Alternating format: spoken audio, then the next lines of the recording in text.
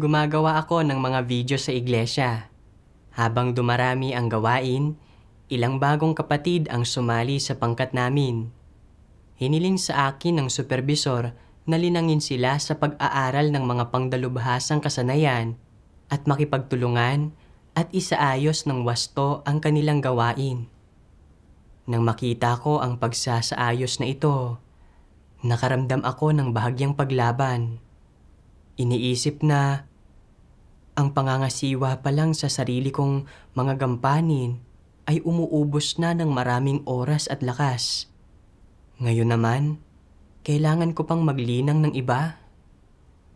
Hindi ba't uubos iyon ng mas marami pang oras at lakas? Kung maaantala nito ang sarili kong gawain at hindi ko matatapos ang mga naka-schedule na gampanin ko, ano ang iisipin ng supervisor tungkol sa akin? Sasabihin kaya niyang nagpapakatamad ako sa mga tungkulin ko at na mas mahina ang kahusayan ko sa gawain kaysa sa mga bagong dating na kapatid? Masyadong nakakahiya iyon. Sa paglipas ng panahon, iisipin kaya ng supervisor na tanggalin ako dahil sa patuloy na mahihinang resulta sa gawain ko? Hindi nakikita ng supervisor kung gaano karaming gawain ang ginagawa ko sa pribado. Ang nakikitang resulta ng gawain ko ay kung ilang video ang kaya kong gawin sa bawat buwan. Pero kung gugugol ako ng masyadong maraming oras at lakas sa paglilinang sa iba at maaantala ang paggawa sa sarili kong mga video, talagang hindi sulit iyon. Paano ko man ito pag-isipan, palagi ko pa rin nararamdamang madedehado ako.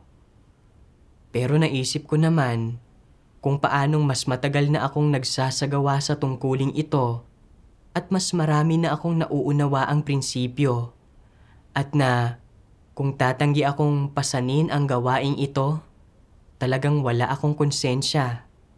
Kaya napilitan akong tanggapin ito. Kalaunan, kapag may mga problema ang mga kapatid sa gawain nila at lumalapit sa akin para sa mga talakayan at solusyon, sinusubukan ko ang pinakamakakaya ko para tulungan sila. Makalipas ang ilang panahon, itinalaga sa ibang tungkulin ang isang sister. Habang sinusuri ang natapos na gawain, natukoy ang ilang issue sa isang video na ginawa niya. At kinailangan kong tumulong na ayusin ang mga ito. Sa simula, nagawa kong tanggapin ito ng maayos. Pero dahil maraming issue sa video, kinailangan kong gumugol ng maraming oras sa pag-aayos ng mga iyon. Napansin ko na noong panahong iyon, natapos nang gumawa ng ilang video ang ibang mga kapatid, samantalang wala pa akong natatapos ni isa. Nabalisa ako dahil dito.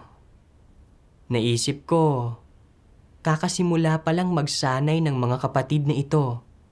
Maraming oras ko na ang nagugol sa paglinang sa kanila. Ngayon, kailangan kong harapin ang mga issue ng isang sister na hindi pa natutugunan. Sa ganitong takbo, siguradong hindi ko matatapos ang buwan ng kota ko. Ano na lang ang magiging tingin sa akin ng lahat kung magkagayon? Kailangan kong mas tumutok sa sarili kong mga video. Kaya, hindi ako masyadong nagsikap sa pagre-rebisa ng video na ginawa ng sister na iyon. Kalaunan, sinuri ng supervisor ang video at marami siyang natuklasang problema at hiningi niya sa akin na rebisahin itong muli. Sobrang nainis ako at pakiramdam ko pa nga ay medyo naagrabyado ako. Iniisip na, hindi ko ito video. Bakit mo hinihingi sa akin na gumugol ng napakaraming oras ko sa pagre-rebisa nito? Hindi lang ako pinapahirapan nito ng husto, kundi inaantala rin ang sarili kong gawain. Taglay ang ganitong mapanlaban na saloobin. Ilang beses kong nirebisa ang video nang hindi nakukuha ang nais na epekto. Kalaunan, sinabihan ako ng supervisor na tigilan na ang pagrebisa rito. Nang panahong iyon, bagaman medyo sumama ang loob ko, hindi ko ito isinapuso. Sa halip, naisip ko, ayos lang na hindi ko na kailangang rebisahin ito. Sa ganitong paraan, hindi nito masyadong makakain ang oras ko at makakatutok ako sa sarili kong gawain. Pagkatapos niyon, nagsunog ako ng kilay sa sarili kong gawain. Kapag lumalapit ang mga kapatid para makipag-usap sa akin tungkol sa mga problema nila, binibigyan ko lang sila ng isang maiksi at simpleng sagot nang hindi isinasaalang-alang kung naunawaan ba nila o kung nagkaroon ba sila ng isang malinaw na landas pasulong. Noong panahong iyon, pasibo ako sa paggawa ng mga tungkulin ko. Walang anumang pasanin at palaging may problema sa mga video na ginawa ko. Sobrang nadismaya ako pero hindi ko pinagnilayan ang sarili ko. Isang araw, sinabi ng isang sister sa akin, "Kamakailan, napansin kong hindi mo talaga ibinibigay ang puso mo sa gawain at hindi ka maayos na nakipagtulungan at nagsaayos ng gawain para sa mga bagong dating na kapatid." Nang marinig ko ang mga salita niya, hindi ko naiwasang makipagtalo. Marami na rin akong ginagawa. Paano ko pa maaasikaso ang bawat aspekto ng gawain? Nang makita niya ang paglaban ko, pinaalalahanan ako ng sister at sinabing, hindi mo pwedeng basta isipin lang ang sarili mong mga interes at antalahin ang pangkalahatang gawain. Gusto kong patuloy na makipagtalo at magreklamo. Pero bigla kong napagtanto na nagmula sa Diyos ang paalala ng sister na ito. At na dapat ko itong tanggapin at dapat kong pagnilayan ang sarili ko. Kaya wala na akong sinabing ano pa. Pagkatapos niyon, habang mas iniisip ko ito, mas napagtatanto ko na tama ang sister. Dahil tinanggap ko ang gawaing ito, kailangan kong tuparin ang responsibilidad ko at hindi lang tumuon sa sarili kong mga interes. Tinanong ko rin ang sarili ko kung ang dahilan ba kaya hindi ko maramdaman ang pag-akay at paggabay ng Diyos sa akin at mas maraming problema ang umuusbong sa gawain ko ay dahil napukaw ng saloobin ko sa mga tungkulin ko ang pagkamuhi ng Diyos. Naramdaman kong mapanganib ang magpatuloy ng ganito. Kaya nagdasal ako sa Diyos.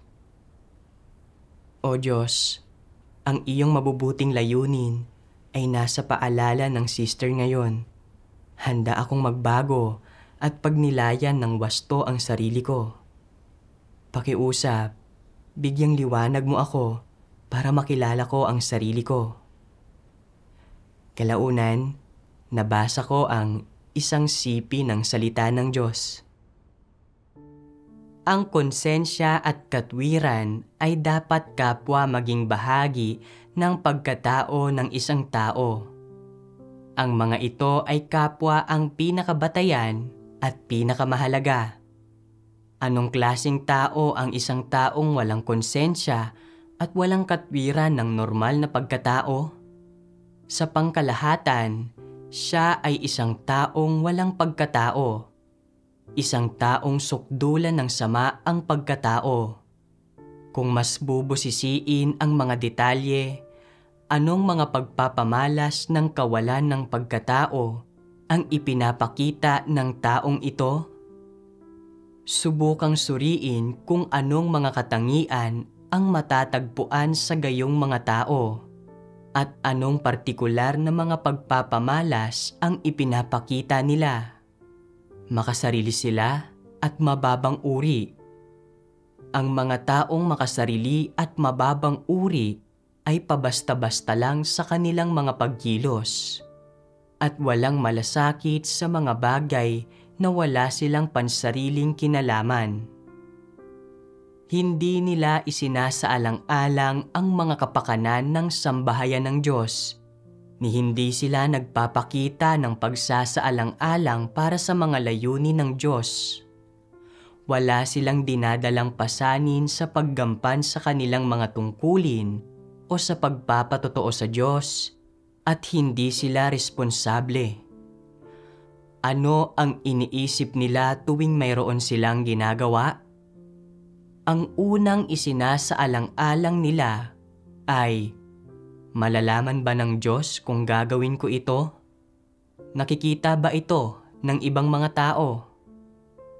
Kung hindi nakikita ng ibang mga tao na nagsisikap ako ng husto at masipag akong nagtatrabaho, at kung hindi rin ito nakikita ng Diyos, kung gayon, walang silbi ang aking paggugol ng gayong pagsisikap o pagdurusa para dito.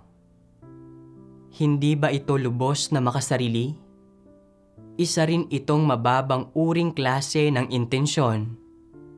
Kapag nag-iisip at kumikilos sila sa ganitong paraan, may papel bang ginagampanan ang kanilang konsensya?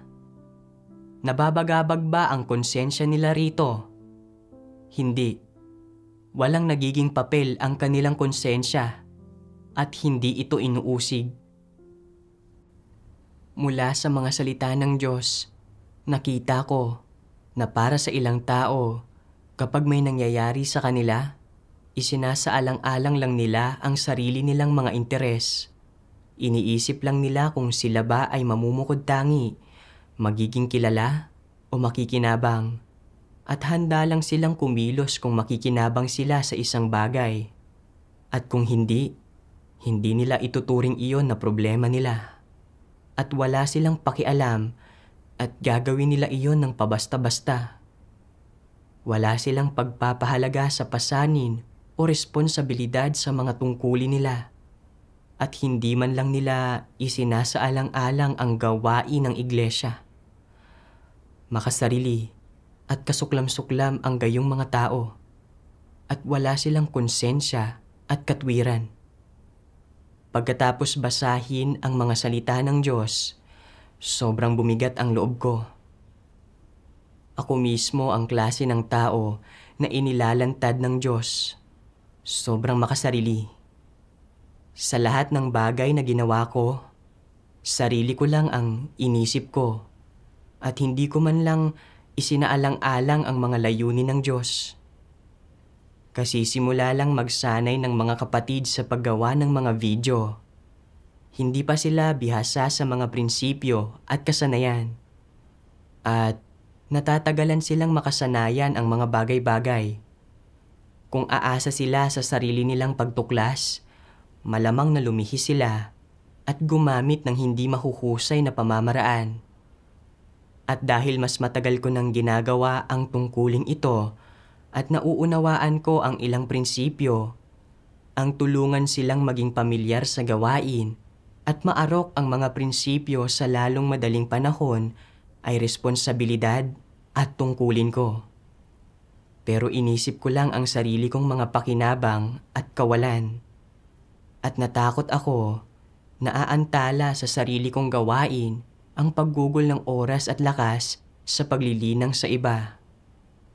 Kung nakagawa ng mas maraming video ang iba kaysa sa akin, hindi lang masasaktan ang pride ko, kundi baka pungusan din ako. Kaya pagkatapos ko itong pag-isipan, sa tingin ko ay mahirap at walang kapalit ang gampaning ito. At sa kaibuturan ko, ayaw ko itong gawin. Noong makita kong kukuha ng maraming oras ko ang pagrebisa sa video ng iba, nakaramdam ako ng paglaban at nainis ako. At sa tingin ko, isa itong bagay na hindi ko nagawain. Kahit nagawa ko pa ito ng maayos, hindi nito maaapektuhan ang mga resulta ng gawain ko. Kaya tumuon lang ako sa sarili kong mga gampanin at sa paggawa ng may matataas na kalidad na video para matiyak ang posisyon ko sa pangkat. Dahil tila mas makatotohanan ito. Sa makatwid, Ginawa ko lang ang mga pagtutuwid sa isang pabasta-basta at padalos-dalos na paraan. At dahil doon, hindi natugunan ang mga issue sa video.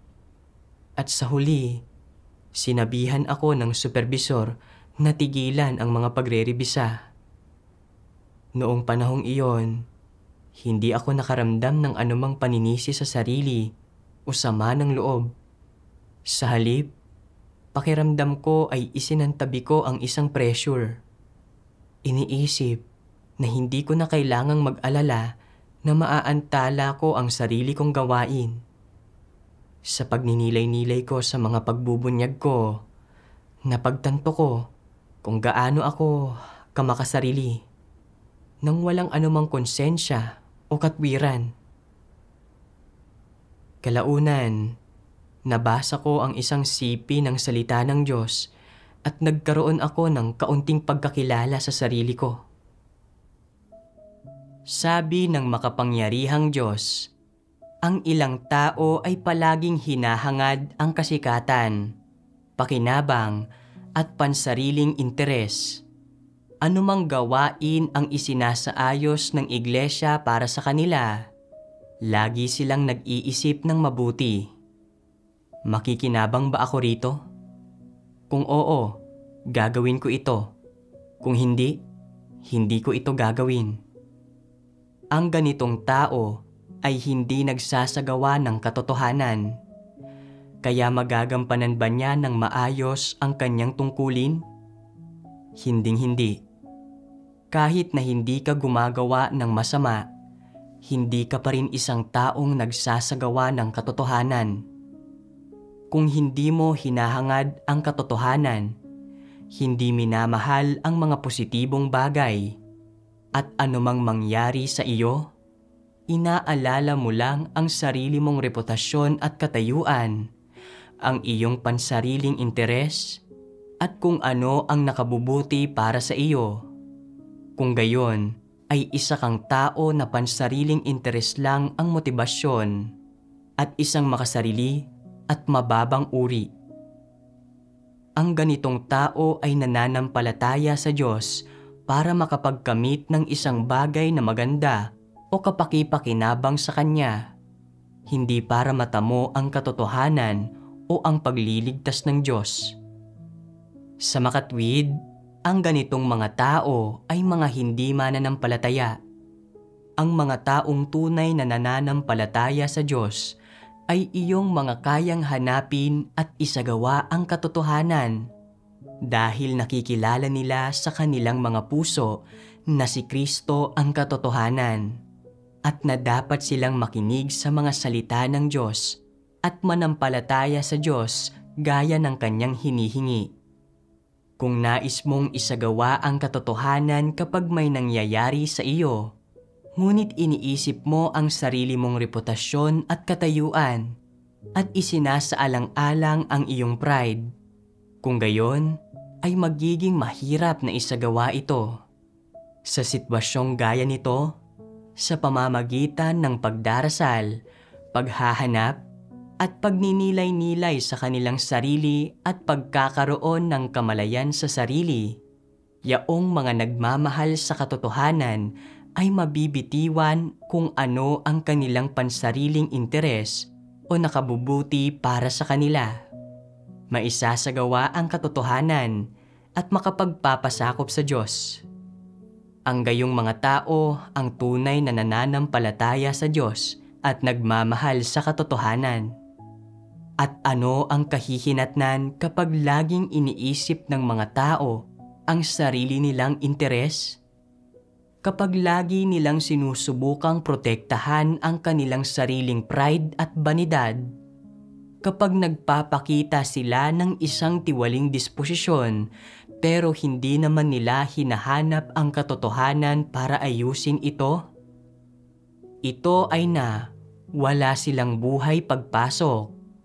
Ito ay na wala silang mga tunay na patotoo batay sa karanasan. At delikado ito, hindi ba? Kung hindi mo kailanman isinasagawa ang katotohanan, kung wala kang mga patotoo batay sa karanasan, Pagdating ng panahon ay mabubunyag at matitiwalag ka. Ano ang silbi ng mga taong walang mga patotoong batay sa karanasan sa sambahayan ng Diyos? Nakatakda silang hindi magawa ng maayos ang anumang tungkulin at hindi makayang gawin ng maayos ang anumang bagay. Hindi ba't basura lang sila? Ako ay nasa ganito mismong kalagayan. Kapag ginagawa ko ang mga tungkulin ko, isinasaalang-alang ko lang ang sarili kong mga interes. Nang makita ko na humihingi ng masinsinang pagsasaalang-alang at ng maraming oras ang paglilinang sa iba at pagtulong sa kanilang lumutas ng mga problema, naramdaman kong maaantala nito ang pag-usad ng sarili kong gawain at mapipinsala ang pride at katayuan ko. Kaya ayaw kong magbayad ng halaga para tulungan ang iba. Kapag nakakaranas ang mga kapatid ng mga problema sa gawain nila at lumalapit para humingi ng tulong ko, ayaw kong maabala nila. At nagbibigay lang ako ng pabasta-bastang sagot para itaboy sila. Noong may mga tuloy-tuloy na issue sa niribis akong video ng ibang tao, hindi ako naghanap ng mga prinsipyo para sa mga solusyon. Kundi sa halip, ay gusto ko lang na matapos na ang video sa lalong madaling panahon. Walang pinagkaiba sa mga walang pananampalataya ang ibinunyag ko at ang pag-uugali ko. Isinasaalang-alang lang ng mga walang pananampalataya ang sarili nilang mga interes at wala silang gagawin maliban na lang kung makikinabang sila rito. Sinusunggaban nila ang anumang bagay na mapakikinabangan nila, gumagamit ng mga sukdulang pamamaraan para samantalahin ito, kahit na mapinsala nito ang mga interes ng iba. Pero kung walang pakinabang ang isang bagay sa kanila, hindi sila mag-aabala rito at tatanggihan ito kung kaya nila. Wala silang ibang hinahanap kundi pakinabang. Bagaman nananampalataya ako sa Diyos, araw-araw na nagbabasa ng mga salita ng Diyos at gumagawa ng mga tungkulin ko, walang lugar ang Diyos sa puso ko. Noong may mga nangyari sa akin, hindi ko hinanap ang katotohanan o isinagawa ang katotohanan. Isinaalang-alang ko lang kung masasaktan ba ang pride ko at kung mapoprotektahan ko ba ang mga personal kong interes. Pawang nakasentro ang mga iniisip at kilos ko na masulit ang sarili kong mga pakinabang, na para bang walang kinalaman sa akin kung magdusa man ng mga kawalan ang gawain ng iglesia. Ni hindi nga ako nararapat na tawaging isang miyembro ng sambahayan ng Diyos. Sa gayong saloobin ko sa mga tungkulin ko, kahit na matapos ko sa oras ang mga gampanin ko buwan-buwan, imposibleng matanggap ko ang pagsang-ayon ng Diyos. Mapupukaw ko lang ang pagkamuhi at pagkapuot ng Diyos. Sa pag-iisip nito, nagsimula akong matakot. Napagtantong magiging napakamapanganib sa akin ang pagpapatuloy ng ganito.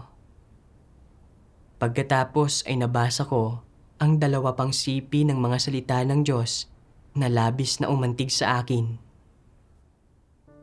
Sabi ng makapangyarihang Diyos, ano ang pamantayang ginagamit para husgahan kung mabuti o masama ang mga ikinikilos at inaasal ng isang tao?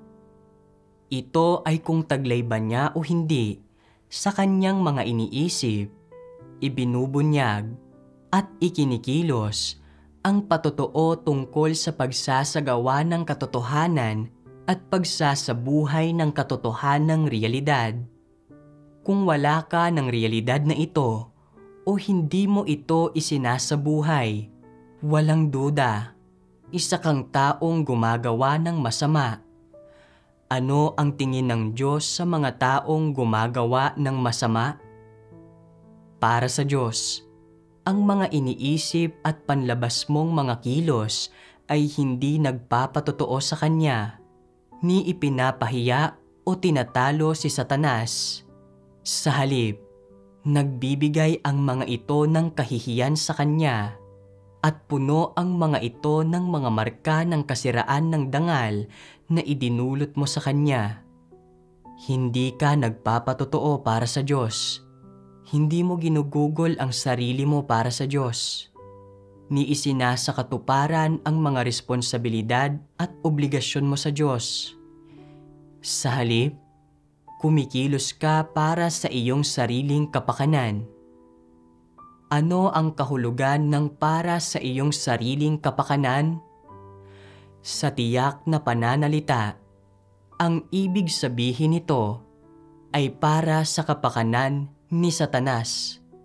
Sa makatwid, sa bandang huli, sasabihin ng Diyos, "Magsilayo kayo sa akin, kayong manggagawa ng katampalasanan." Sa mga mata ng Diyos, hindi ituturing na mabubuting gawa ang iyong mga ikinilos. Ituturing ang mga ito na masasamang gawa.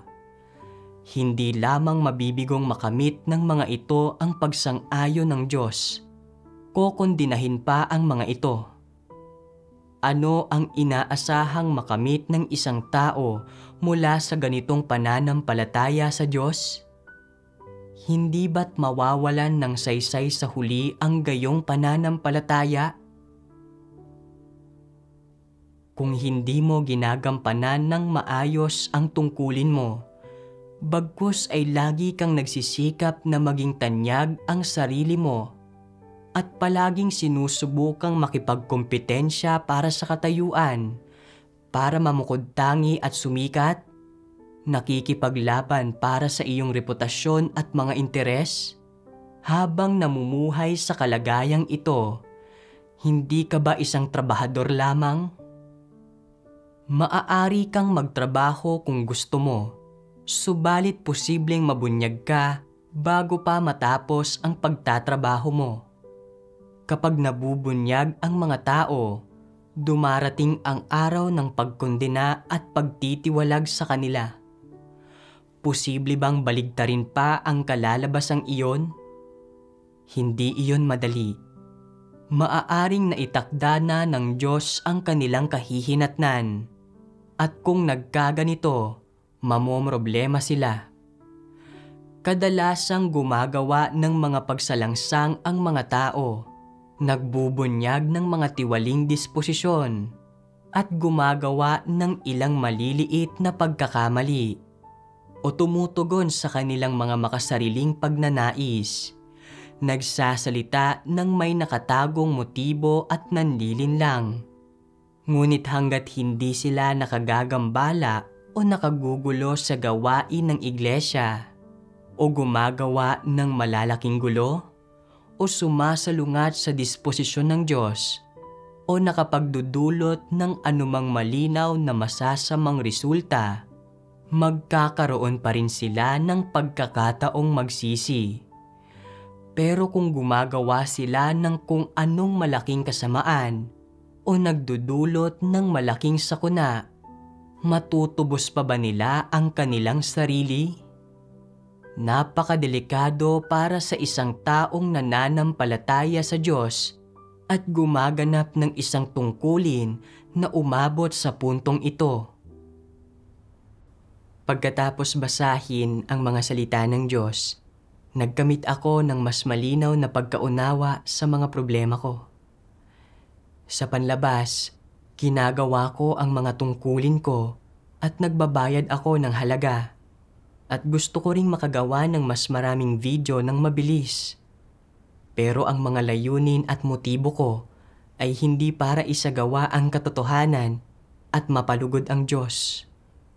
Ang mga ito ay para panatilihin ang sarili kong pride at katayuan, para makamit ang paghanga ng iba, at para makuha ang pagsang-ayon ng superbisor. Sa makatwid, pagdating sa mga gampaning mapapansin ako at magbubunga ng mga resulta na pwedeng makita ng superbisor, sobra akong nagsisikap sa mga iyon. Gayunpaman, pagdating sa mga gampaning hindi ako mamumukod tangi, kahit na napakahalaga at importante ang mga iyon sa iglesia, nag-aatubili akong gawin ang mga iyon. At kahit na gawin ko ang mga iyon, sa pabasta-bastang paraan naman ito. Sa paggawa ng mga tungkulin ko, isinasaalang-alang ko lang kung paano ako tinitingnan ng iba. At nilalayon lang na mapalugod ang mga tao at patunayan ang sarili ko sa kanila. Wala akong pakialam kung naaantala ba ang gawain ng iglesia. Hindi ko isinasakatuparan ang tungkulin ng isang nilikha, kundi isinasakatuparan ang sarili kong proyekto. Ang diwa ng kung paano ko ginagawa ang tungkulin ko, sa katunayan, ay paggawa ng kasamaan. Sa puntong ito, naging mas malinaw pa sa akin na ang dahilan kung bakit nakakagawa ako ng napakaraming pagkakamali sa mga tungkulin ko kamakailan ay dahil kasuklam-suklam sa Diyos ang saloobin ko sa tungkulin ko at hindi gumagawa ang banal na espiritu sa akin na nagdudulot na maging magulo ang isip ko at hindi ko makilatis ang mga issue. Ni hindi ko ganap na maunawaan ang mga mungkahi mula sa mga kapatid. Umasta ako na tulad ng isang malaking hangal, manhid at estupido na may isang madilim at nanghihinang puso na pinapalakas lang ng kasigasigan at determinasyong patuloy na gumawa. Dahil palaging kailangang ulitin ang mga video na ginawa ko, kinailangang isang tabi ng mga kapatid ang sarili nilang gawain at gumugol ng maraming oras sa pagtulong sa akin. Hindi lang ako nabigong tuparin ang tungkulin ko, kundi sinayang ko rin ang oras nila. Dahil doon, hindi ko na malayang naantala ko ang pag-usad ng gawain. Dagdag pa, noong niriribisa ang video na sobrang pinaghirapan ng sister dahil sa pagiging irresponsable ko, hindi lang ako nabigong gumawa ng mga wastong ribisyon, kundi lumikha rin ako ng mas maraming problema kaysa dati. Nakasasama ang gawain ko.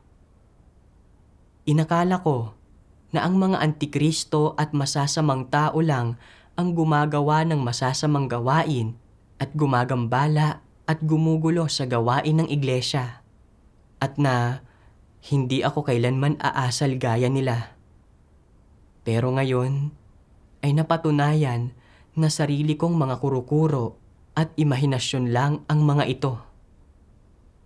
Noong hinangad ko ang kasikatan, katayuan at mga personal na interes sa aking tungkulin, hindi ko maiwasang gambalain ang gawain ng iglesia at sa gayon ay gumawa ng masama. Tanging sa paghahangad sa katotohanan at pagtatama sa mga tiwaling disposisyon ay saka ko lang makakamit ang mga resulta sa mga tungkulin ko. Kaya nagdasal ako sa Diyos. Hinihingi sa Kanyang gabayan ako sa paglutas sa mga tiwaling disposisyon ko. Kalaunan, nabasa ko ang isa pang sipi ng mga salita ng Diyos at natuklasan ko ang landas sa pagsasagawa. Sabi ng makapangyarihang Diyos, yaong mga may kakayahang isagawa ang katotohanan ay kayang tanggapin ang pagsisiyasat ng Diyos sa mga bagay na kanilang ginagawa. Kapag tinatanggap mo ang pagsisiyasat ng Diyos, maitutuwid ang puso mo. Kung gumagawa ka lamang ng mga bagay para makita ng iba, at lagi mong nais na makuha ang papuri at paghanga ng iba, at hindi mo tinatanggap ang pagsisiyasat ng Diyos, nasa puso mo pa ba ang Diyos? Ang gayong mga tao ay walang may takot sa Diyos na puso. Huwag kang laging gumawa ng mga bagay para sa sarili mong kapakanan at huwag mong palagi ang isaalang-alang ang iyong mga sariling interes. Huwag mong isaalang-alang ang mga interes ng tao at huwag isipin ang iyong sariling pride, reputasyon at katayuan. Kailangan mo munang isaalang-alang ang mga interes ng sambahayan ng Diyos at unahin ang mga iyon. Dapat kang maging mapagsaalang-alang sa mga layunin ng Diyos at magsimula sa pagbubulay-bulay kung mayroon ba o walang karumihan sa paggampan mo sa iyong tungkulin. Kung ikaw ba ay naging deboto, kung natupad mo ang iyong mga responsibilidad, at kung naibigay mo ang lahat mo. Gayon din, kung buong puso mo bang iniisip o hindi ang iyong tungkulin at ang gawain ng iglesia. Kailangan mong isaalang-alang ang mga bagay na ito. Kung madalas mong isipin ang mga ito at unawain ang mga ito, magiging mas madali para sa iyo na gampanan ng maayos ang iyong tungkulin. Mula sa siping ito ng mga salita ng Diyos, napagtanto ko na napakahalaga na isagawa ang katotohanan at tanggapin ang pagsisiyasat ng Diyos kapag ginagawa natin ang mga tungkulin natin. Kapag nahaharap sa mga sitwasyong kinasasangkutan ng mga personal na interes, dapat tayong sadyang maghimagsik laban sa sarili nating mga kaisipan. At huwag nating isaalang-alang ang sarili nating pride at katayuan. Sa halip, dapat tayong magdasal sa Diyos at isaalang-alang natin kung paano kumilos sa isang paraan na nakakalugod sa Diyos at kapaki-pakinabang sa gawain ng iglesia. Pagkatapos ay dapat nating hanapin ang mga katotohanang prinsipyo at magsagawa at pumasok tayo sa mga ito. Naaalala ko na noong unang magsimula akong gawin ang mga tungkulin ko, hindi ko nagawang arukin ang mga prinsipyo. Pero sa pamamagitan ng pagbibigay liwanag at paggabay ng Diyos, pati na rin ang praktikal na pagtulong at paggabay ng mga kapatid ko, unti-unti kong naunawaan ang ilang prinsipyo at kasanayang may kinalaman sa paggawa ng video. Pawang pagmamahal ito ng Diyos. Ngayon, kakasimula pa lang ng ilang kapatid na magsanay na gawin ang mga tungkulin nila at hindi pa naaarok ang mga prinsipyo. Dapat sana ay isinasaalang-alang ko ang mga layunin ng Diyos at itinuturo sa kanila ang lahat ng nauunawaan at naarok ko. Ito ang batayang responsibilidad na dapat sana ay tinupad ko. Dagdag pa rito, kapag naunawaan na nila ang mga prinsipyo at nagsimula na silang makakuha ng mga resulta sa mga tungkulin nila, ang pangkalahatang kahusayan ng gawain ng iglesia ay bubuti. At labis na mas mahalaga at mahusay ito kaysa sa paggawa lang ng sarili kong gawain. Ang pagtatalaga ng supervisor sa akin ng gampanin ng paglilinang sa mga kapatid para matutuhan nila ang mga pandalubhasang kasanayan ay batay rin sa isang pagsusuri ng sitwasyon ng mga tungkulin ko. Mas matagal ko nang ginagawa ang tungkuling ito at medyo pamilyar na ako sa proseso ng gawain at mga kasanayan. Kaya, habang gumagawa ng maayos sa sarili kong gawain, hindi magiging problema sa akin na makipagtulungan din at magtakda ng kaunting oras para tulungan ang mga kapatid na lutasin ang mga isyu sa gawain nila. Dagdag dito, habang nakikipagtulungan ako, kung malaman ko na talagang hindi ko kayang pasanin ang gawain dahil sa hindi sapat na kapabilidad sa gawain o kakayahan na humahantong sa mga pagkaantala o epekto sa gawain ko, pwede kong iulat ito ng matapat sa supervisor. Hinahayaan ang supervisor na gumawa ng mga makatwirang pag-aayos batay sa mga pangangailangan ng gawain. Pero masyado akong makasarili at kasuklam-suklam. Ayaw gumugol ng oras sa gawain ng iba, kaya palagi akong nanlalaban ayaw makipagtulungan ng maayos, kaya naaantala ang gawain.